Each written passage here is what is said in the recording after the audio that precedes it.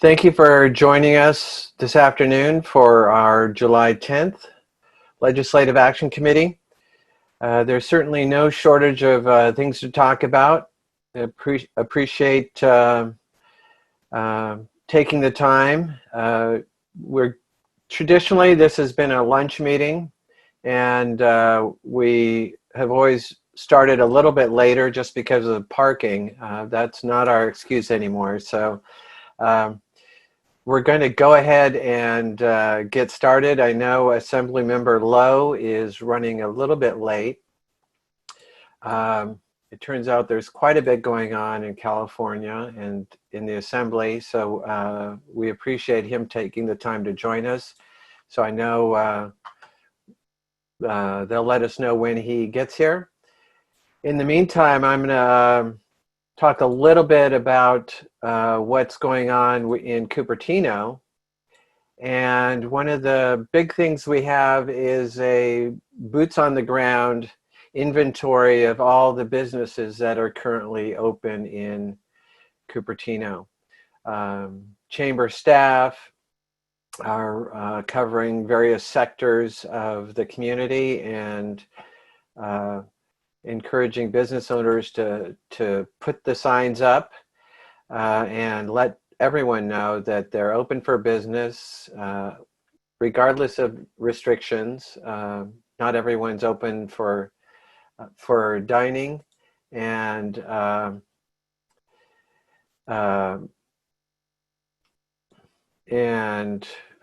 certainly not everyone's open, but what we're finding is there's quite a few people that are, and certainly everyone's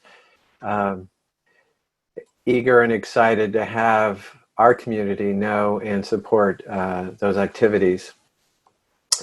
Likewise, while we have a chance, I wanted to share our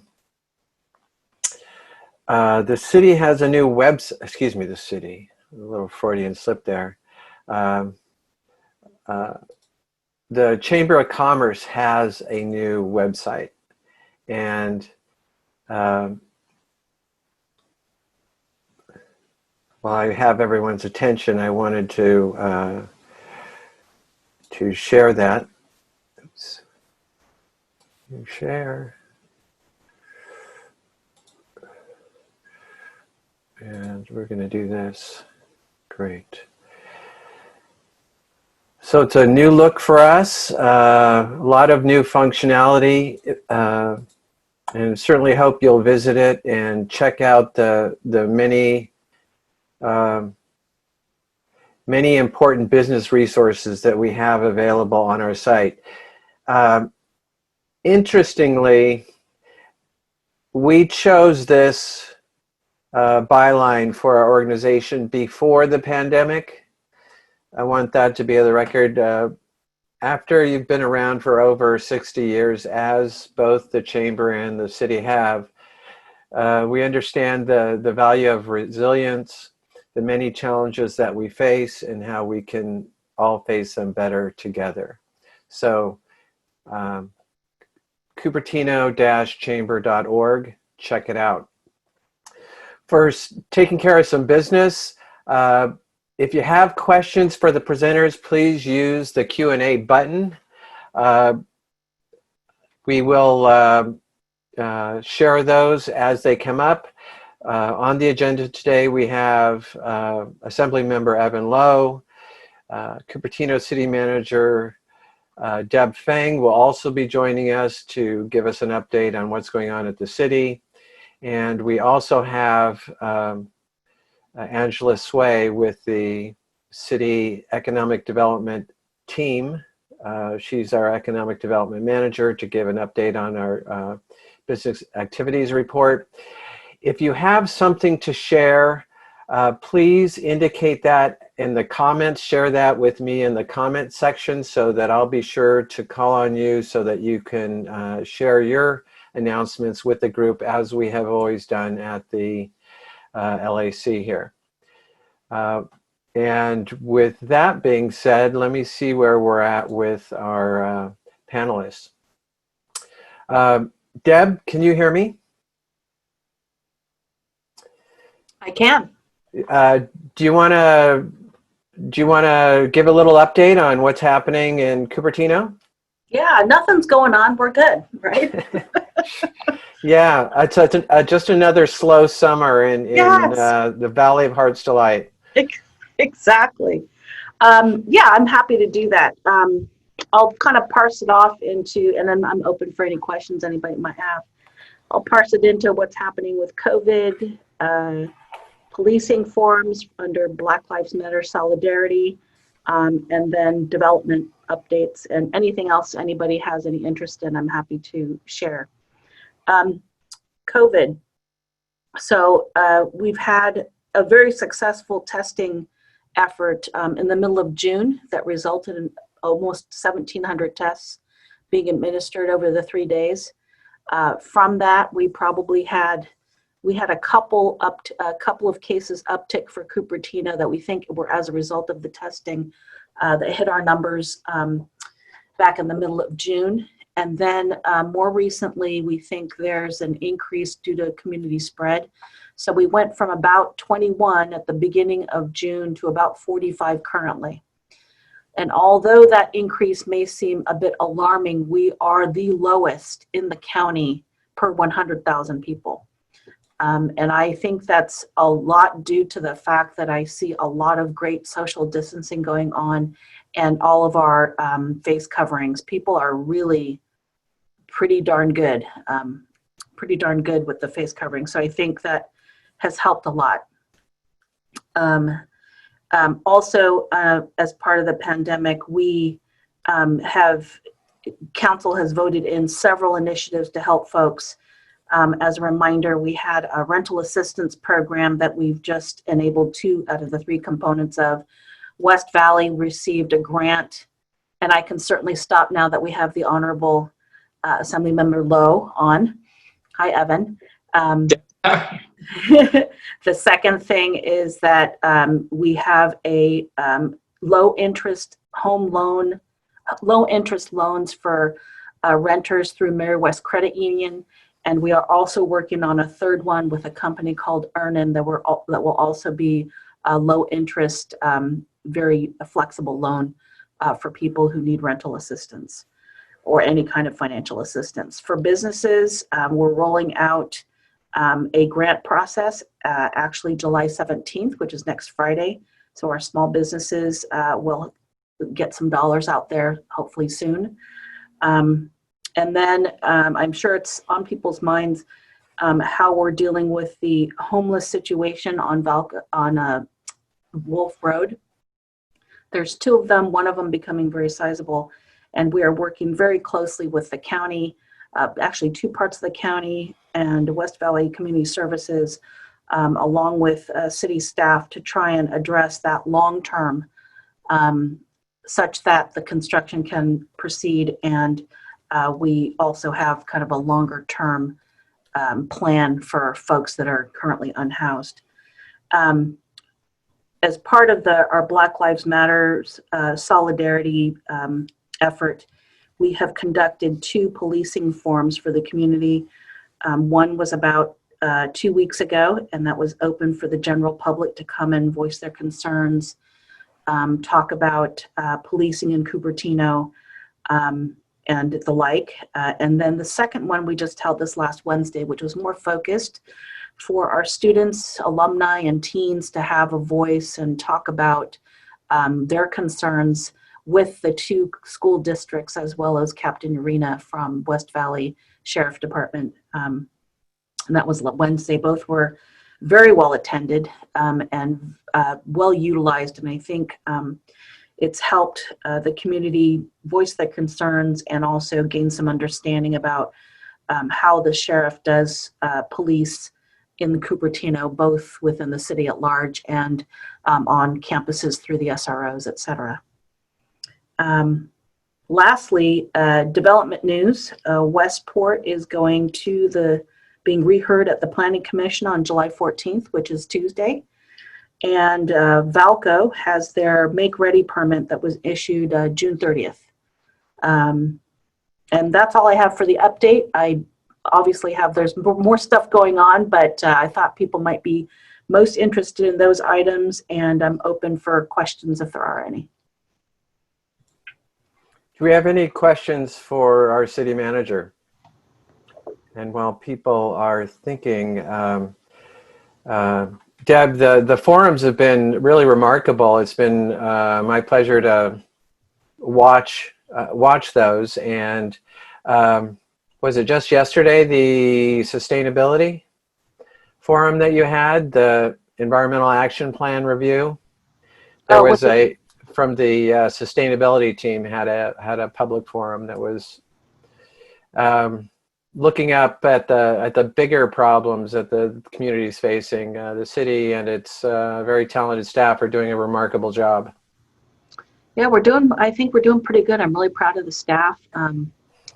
We've been super busy, as everybody else has been. It seems weird because outside the activity, now that it's spooling up, that's really nice. But at the beginning of these shelter-in-place periods, it was weird. It was kind of eerie outside, but we were busy as all heck inside, right?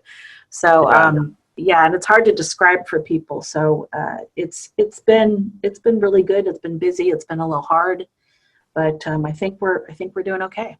Yeah. Well, we had one question about what is a make-ready permit? Think of it as it's kind of preparing for utilities. That's the way I can describe it. It's a utility permit. Okay, so the beginning of making connections, I guess, infrastructure connections for the project. Okay, and Marianne Shevlin asked, will the Black Lives Matter events be available for viewing? Let's see. You know what? I believe we recorded them, and they will be posted, if not already, posted to our Cupertino Solidarity webpage, which people can go there also to see my reviews of our current policing policies and how they match up to the 21st century law enforcement paper from 2015, as well as if you've heard of it, the 8 Can't Wait policy review. There's a couple of products there from my review if people are interested in looking at that. So I just can't remember if they were recorded, but we've had 2 in a series. And so the next one will likely be on implicit bias, and both with public and staff. I'm just trying to kind of move it along and more as a program. Okay. And then the last question I have for you from Dennis Seema is, well, okay, one more. That's it, Connie, and then we'll move on to our agenda. Given the uncertain time and fiscal challenges, is there anything that the city is required to or is considering for the November ballot? No.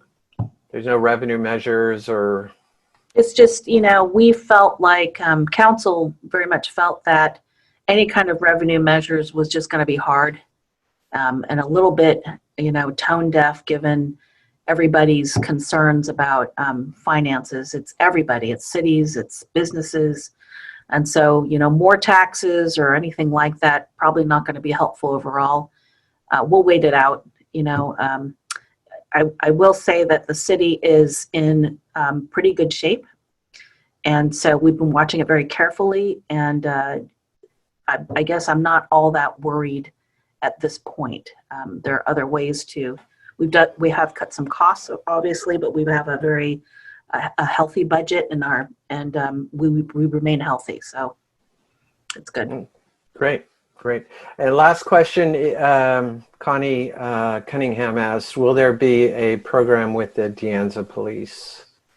Do you know of any community forum or not that I know public of. discussion? Yeah, not that I know of. Certainly we could probably ask, but I don't know of any at this time. Yeah, they've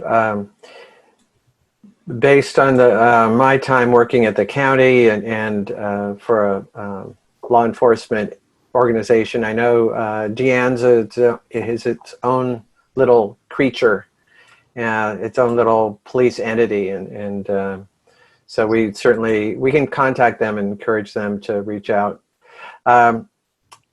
with that being said, thank you, Deb. Thank you for checking in, and we'll see if we can't pick Assemblymember Low back up. I know he was, we had him here a second ago, but He's there.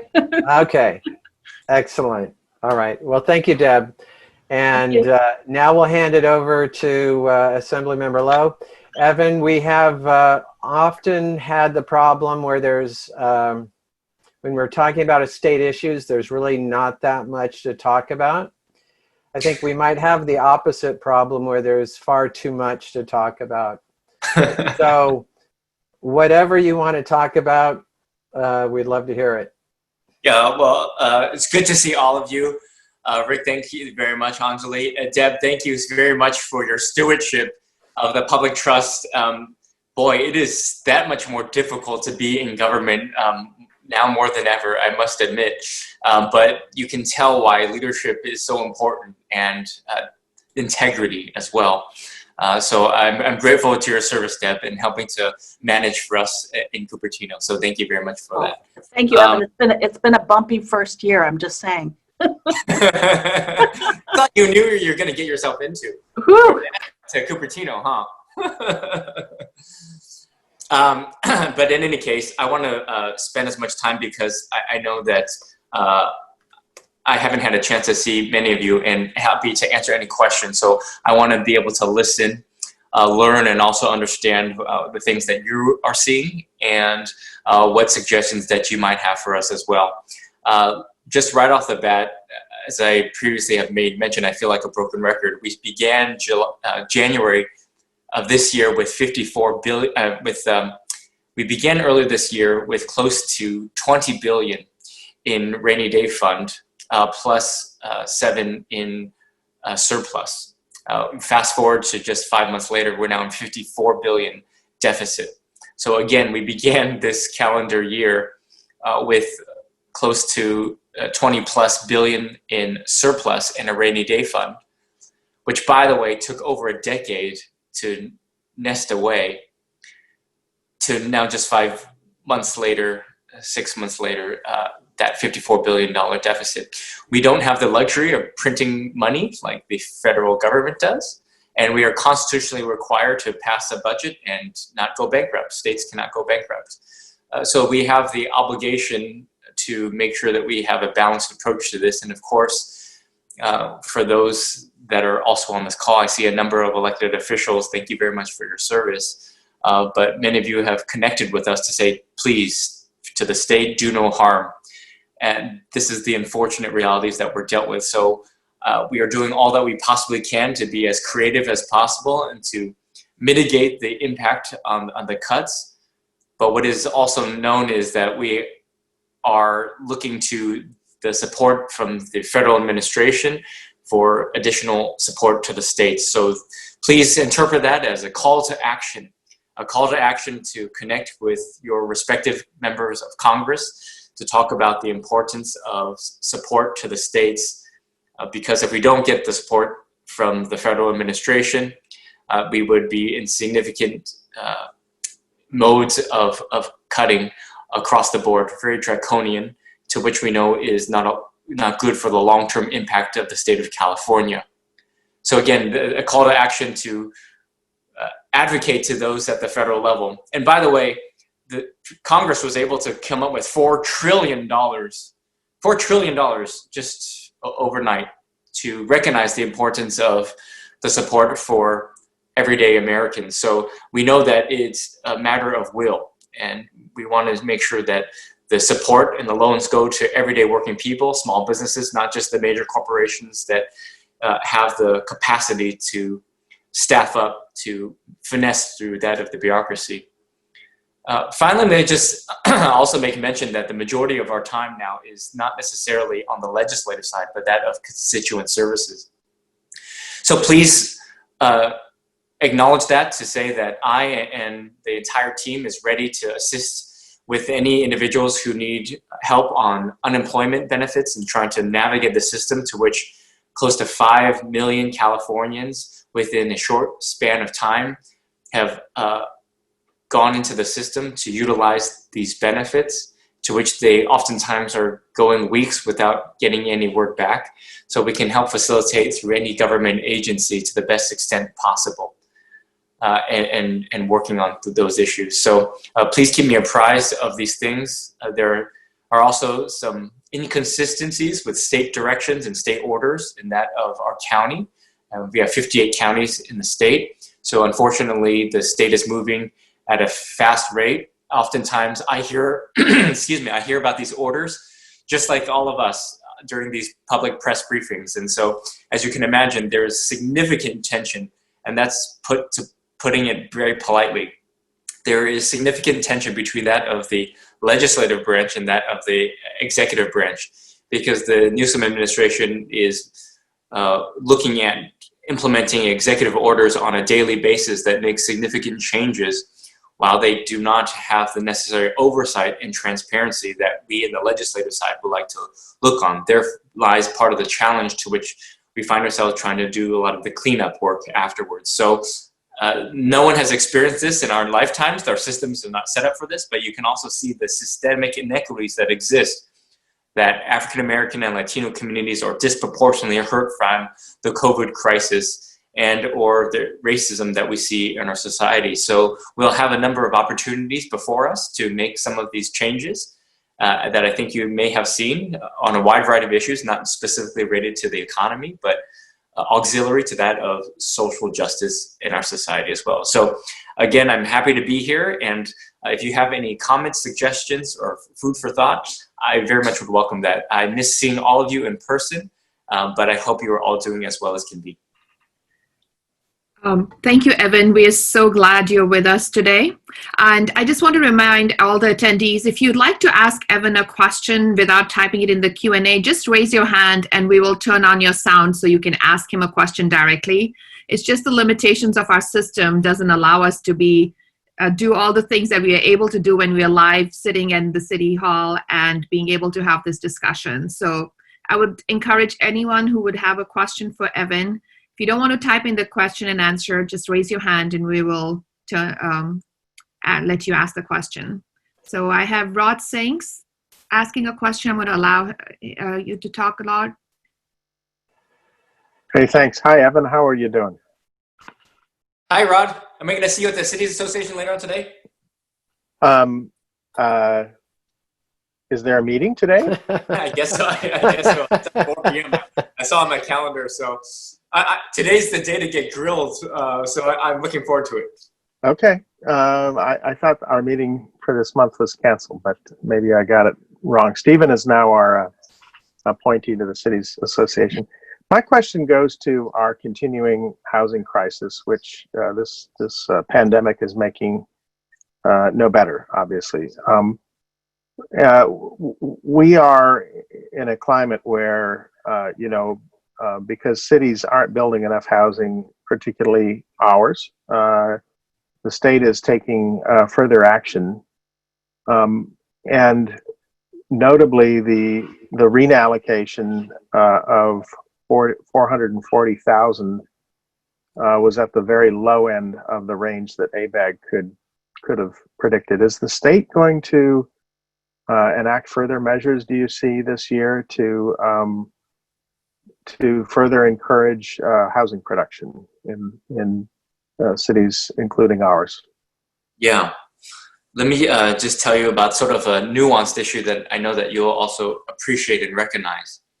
Because of the COVID pandemic and the shutdowns, we're unable to operate at the fullest capacity on the legislative side, which is to say that close to 90% of our legislation process-wise was all put on hold if it was not specifically addressing the issue with respect to COVID. And therein lies part of the challenge that exists on the long-term impact on the issues of housing. So the administration and the governor has been in the driver's seat with respect to these executive orders, and I think that's where you have seen a number of the executive orders with respect to the issues on rent and evictions, and the legislature will look to codify long-term legislatively a number of those measures. But in the meantime, to address the issue of forcing cities to do more with respect to the obligation on building more housing units, I'd say that it doesn't look likely, just given the COVID pandemic and the $54 billion cuts. We are focused on just doing the bare bones minimum of the things that we want to be able to do just to keep the lights on. Additionally, just operationally, 3 members of the legislature also tested positive for COVID, even with 6 feet distancing, temperature checks, and these other measures that have been implemented. And when you think about 120 individuals from across the state coming into a confined building, it's not conducive to the type of things that we want to see. There lies, we also looked at remote voting, but constitutionally, there was some discrepancies with the state on whether or not we constitutionally could do and implement remote voting. And so that's why we're in a conundrum right now and trying to figure out what we can do. But in short, if the question is such that is there any potential relief with respect to housing developments, it's within that of the administration and these executive orders for the short term.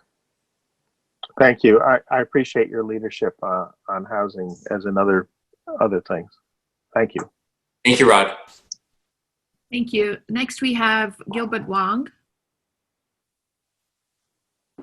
Hey, Assemblymember, how are you doing?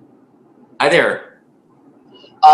So I want to thank you for all the hard work that you did up in Sacramento, and I noticed that you're getting a lot of news on your vote on ACA 5, and I want to thank you for your courage for standing up what you did, especially on Prop 209 and addressing affirmative action and being a strong leader on diversity, equity, and inclusion.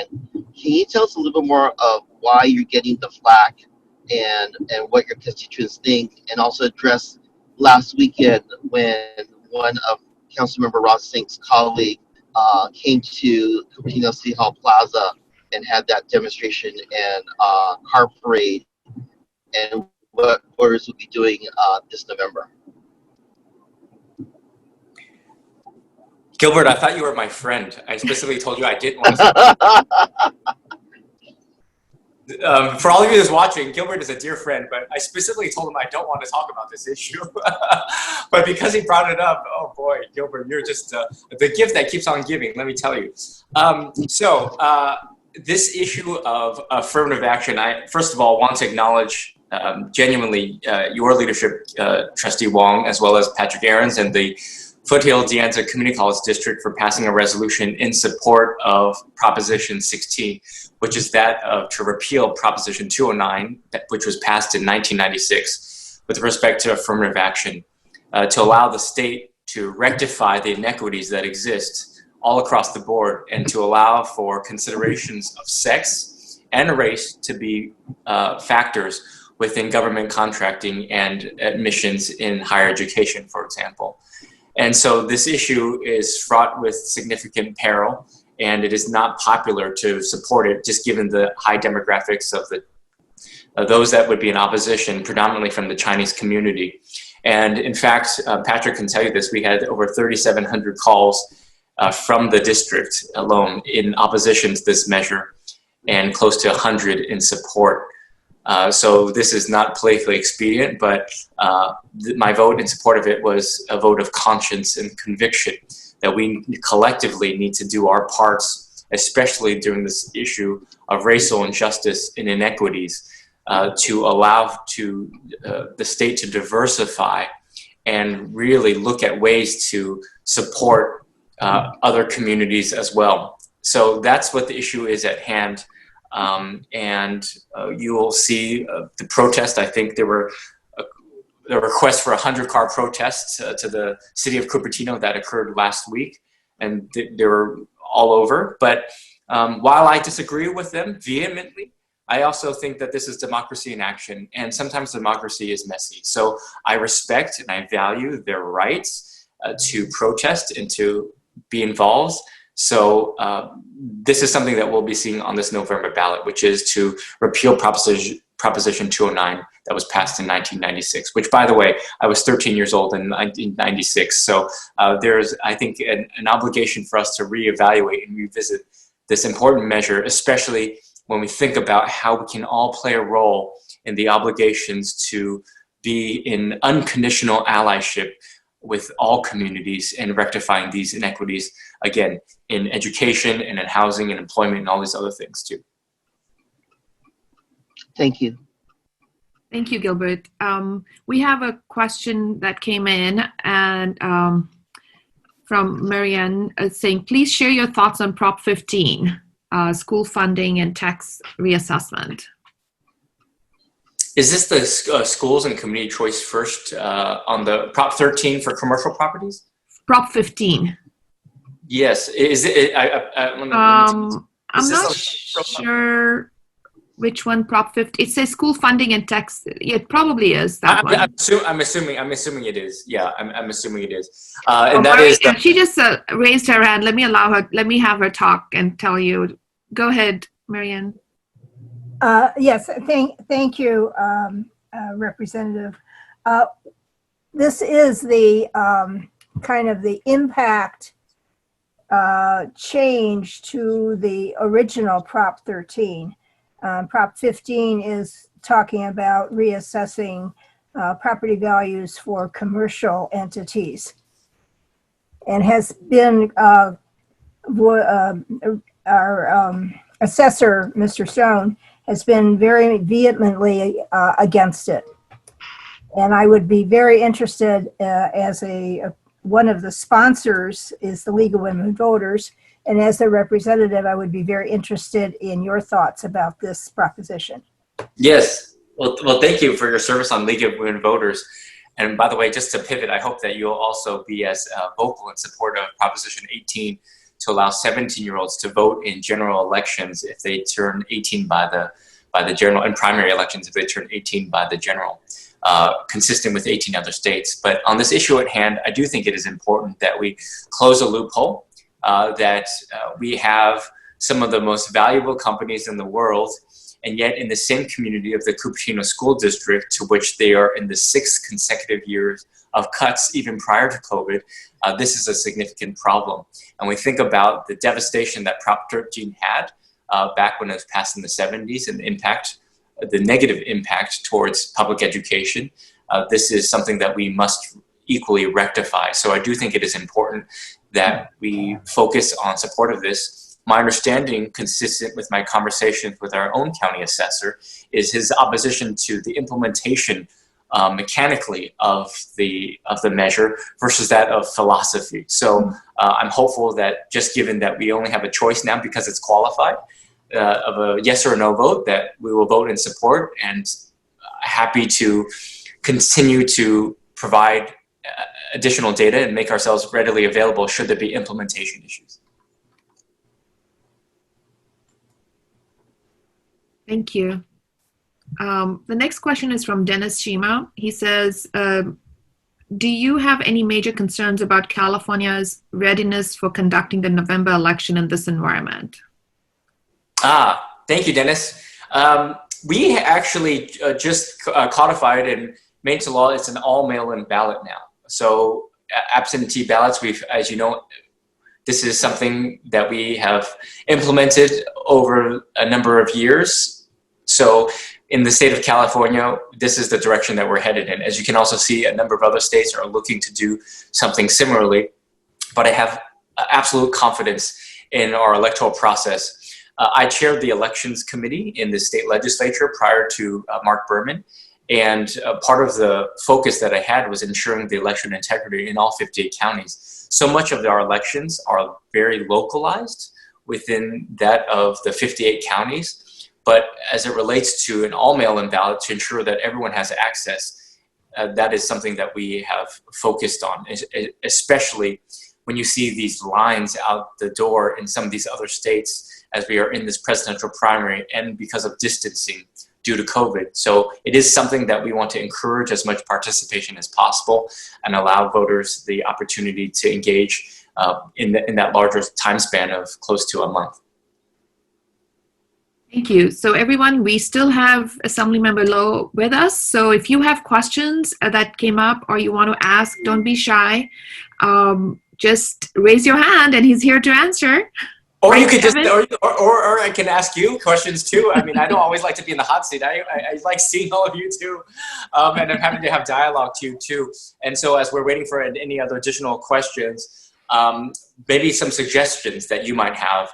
What are some things that we could be doing better that could be on my mind? What are you seeing with respect to your family, to your friends? What about the notion of masks? Because, you know, it's really important that we abide by science and data and the impact that this will have. I am increasingly concerned about the partisanness, the partisan nature of masks, which it shouldn't be. Frankly, if you look at history, there was the same type of rhetoric when we talked about the mandating of seatbelts, that we had to ensure that seatbelts were being worn. People said, well, if God wants to take me, then so be it. Well, yes, but what about the other persons as well with respect to masks? So I just think it's very important that we take a pause to not be afraid to speak the truth and make sure that we are interconnected with each other as well with respect to our wellness and our health. Yes, definitely. Marian, did you have another question?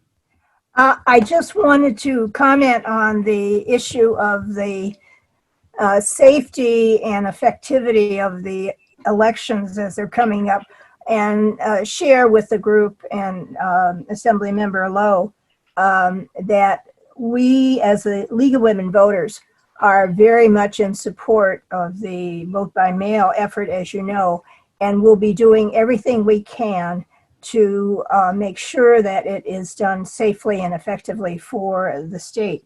And I would just suggest that we all, each one of us, particularly Assemblymember Low, voice their feelings and their thoughts to the communities that they serve, how important it is for people to vote and to make sure that they do use their voice in the vote. Thank you. Thank you.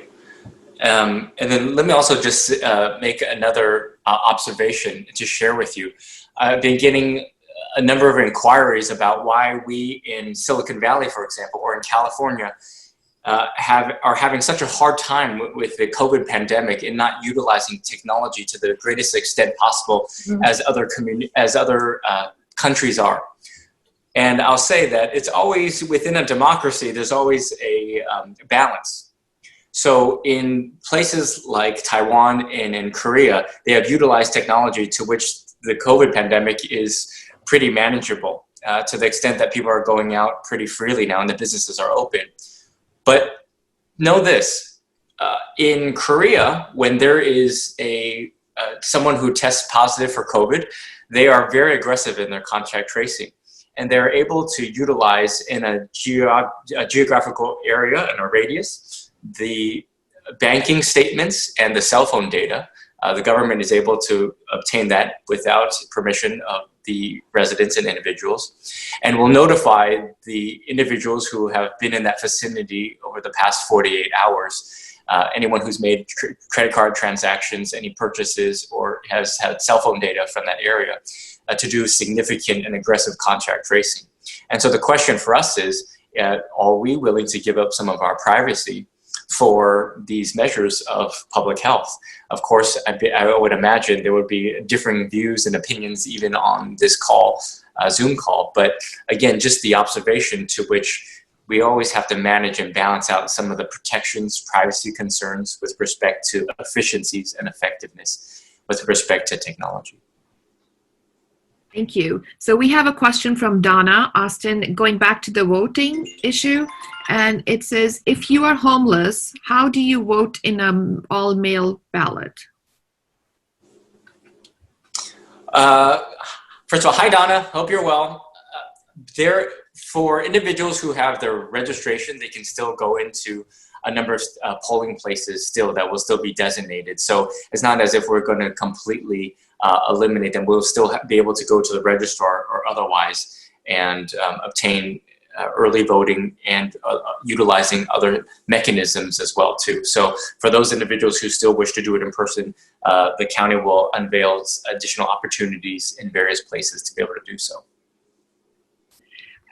And there's another question by Luis. He's asking, on election integrity, will you support having the Santa Clara County Registrar of Voters implement the policy followed by Los Angeles in removing inactive voters from the rolls as directed by the Secretary of State?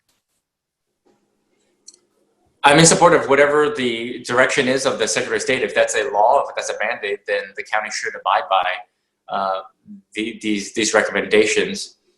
And part of the challenge is that the county registrars have the authority, and it's really the guidance of the Secretary of State. So that therein lies part of the challenges that exist with localities and sort of the Secretary of State at large. But hopefully our counties will abide by whatever guidances the Secretary of State is giving. Thank you. So with that, I want to really thank you for joining us today and being able to answer the questions of everyone in attendance. And I know you're very, very approachable. Anytime the chamber has needed to reach out to you, you're always there. And we really thank you for your service and the time you spend in serving the residents of Cupertino. If you would like to make any ending comments, you're welcome to. Well, I just say I'm here for you. Please let me know what we might be able to do to help, but I miss seeing all of you, and I hope we'll be able to enjoy our laughs and smiles and break bread at a number of Cupertino-based restaurants. So best of health to all of you. Thank you, Evan. Deb or Angela, would you have anything additional you would like to share about the city? No, I think I gave as quick an update as possible. So that's why I say if there's some item of interest or someone has a particular question, I'm happy to answer it. But thank you so much for the opportunity. I always look forward to these, and it is good to see everybody on screen, but it's like watching TV, right? It's not like getting out there and having a nice meal with someone and being able to talk through some things. It's just, that's what I do miss that a lot. So it's very strange trying to manage everybody this way. It's just odd. For example, I'm sitting in City Hall in my office and there's like 2 other people in the building. It's just not a happy time for me. Well, thank you for your service also. We really appreciate everything you're doing for the city. And I would like to remind everyone to please support our local businesses. Our restaurants are open for dining out and takeout. And please go by, and support them as much as you can. And finally, I would also like to put a plug in for our Cupertino Together program, where we as a community are working together to serve meals to our seniors, and it is only by the support of all of you. If you could go to the chamber website, make a donation, and then we can pick up the meal from a local restaurant, and then the Cupertino Senior Center staff helps deliver it to the homes of the seniors that do not have any other way to get hot meals. So we'd greatly appreciate if everybody could just take a few minutes, visit the chamber website, and make a donation to Cupertino Together program. And again, thank you all for being here today, and hoping to see you next time in a month for LAC, or just stay tuned with our other programs that we are doing. Rick, any other last words? Yeah, I think we have an update from Angela. Sure, Angela, I can. did you want to go over your business activities report? If there's time, I'm happy to do that. Yeah, I think also, we got... just a quick reminder that folks who have businesses and you are operating, you need to submit the new social distancing protocol online to the county. That has to be done before Monday in order for you to operate on Monday. Also, the county did release new directives for additional business uses, and those can be found, I believe, probably on the Cupertino Chamber's website, but also on the city's website at cupertino.org/COVID business info. So please go ahead and reference that. And then you can contact me as well if you have any questions. But as Deb mentioned earlier, the 2 biggest updates for development were kind of the Westport application going back to Planning Commission, the Valco Make Ready permit, And I'll go ahead and share my screen for the, I'm unable to share my screen. But in terms of other development activity updates. You can share it now. Oh, okay, I will do that.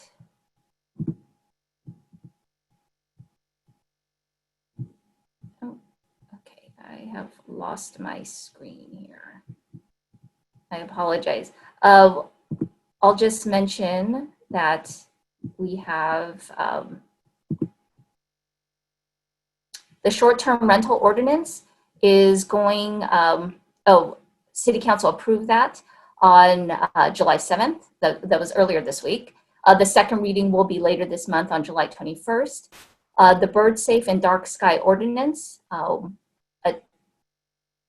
let's see, a tentative Planning Commission hearing on August 11th. And I will post this as usual on our on the city's website under the Business Economic Development section. Any questions? Angela, I think the city council at the meeting on July 7th also approved the purchase of the park along San Tomas Aquino Creek. Is that true? Correct. Correct. That's correct. Lawrence Mitty, the Lawrence Mitty piece. Lawrence Mitty, thank you. Yeah, that's a real quiet but significant accomplishment. Kudos to Deb, you and your team. That's been, what, 20 years in the making? I couldn't believe it when I heard it because, yeah, but it's a significant, there's work to do after that, but it's a pretty good milestone. Yeah, it's quality of life matters, certainly. Absolutely. And that's so congratulations to the team for that. Are there any other questions for Angela and Deb? No, I think we're well on our way to having a happy Friday. So thank you everyone for joining us. No other last bits of information, Angela? Okay. No, thank you. Yeah, we have some, check the city website, check the chamber website. There's all sorts of events we have coming up. I think next week, Anjali, is the seminar on the legal and contract implications of the pandemic. Correct. Correct, and I think that's Thursday at 11. Right. But double check our website for that. Bound to be interesting, especially if you're in business. And then on Saturday, we have the education webinar, and it's going to be alumni from our high schools talking about their experiences and now that they work in the real world. So that would be an interesting one for current parents and high schoolers to know what to do when you go to college and where you end up. So check our website for details. Great. Well, real world is one of those very, very interesting concepts like normal. It no one really knows what it is, so we'll try to keep track of that one. Well, thank you everyone. Have a great weekend and be safe, and we'll see you all soon. Thanks. All right. Bye-bye. Thank Bye. you.